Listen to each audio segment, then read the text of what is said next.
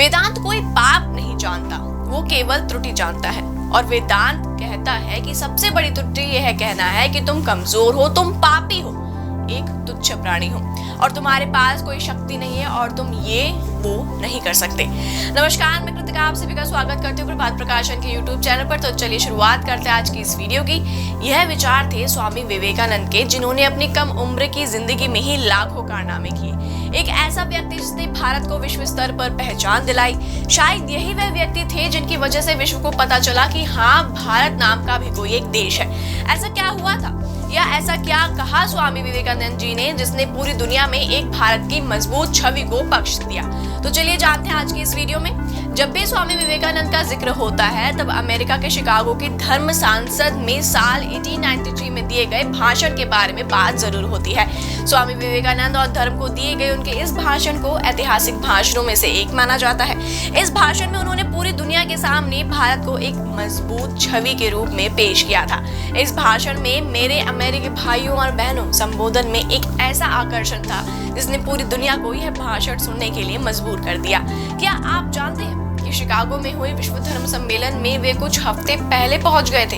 America की ठंड सहन करने के लिए स्वामी जी के पास न पर्याप्त कपड़े थे और न उनके पास पैसे। उन्होंने भीख मांगकर अपना वो वक्त गुजारा और यहाँ तक कि मालगाड़ी में अपनी रात भी गुजारी।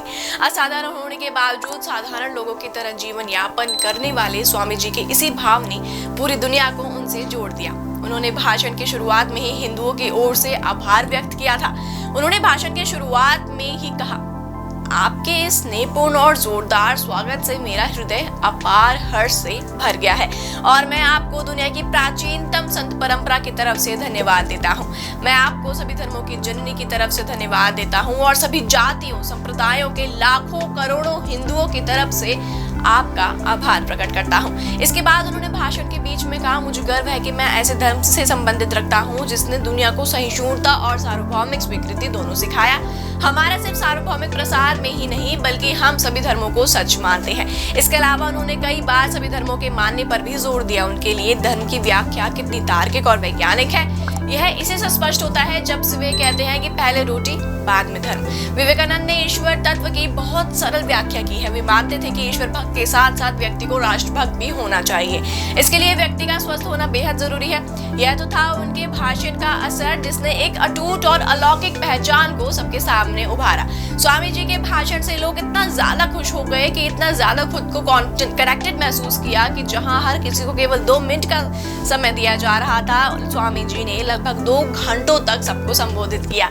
अगर आप भी ऐसे महान व्यक्ति के बारे में जानना चाहते हैं तो जरूर पढ़िए प्रभात प्रकाशन की पुस्तक विवेकानंद की आत्मकथा, जो मणिशंकर मुखर्जी के प्रसिद्ध उपन्यासों में से एक है। आप इस किताब को अमेज़न या फ्लिपकार्ट से खरीद सकते हैं या स्क्रीन पर दिए गए नंबर पर संपर्क करके आप इनको ऑर्डर कर सकते हैं। उम्मीद है आपसे फिर मुलाकात होगी प्रभात एग्जाम के YouTube चैनल पर। तब तक के लिए नमस्कार। अगर आप हैं बुक्स पढ़ने के शौकीन और पढ़ना चाहते हैं विभिन्न प्रकार की दिलचस्प और रोचक कहानियां, तो प्रभात प्रकाशन आपके लिए लाया है प्रसिद्ध और महान लेखक जैसे रस्किन बॉन्ड, मालती जोशी, R.K. नारायण, सत्यजीत रे और ऐसे कई जाने माने लेखकों की लोकप्रिय कहानियां। ये शॉर्ट स्टोरीज मनोरंजक होने के साथ साथ आपको देंगी जीवन की बहुमूल्य सीख भी।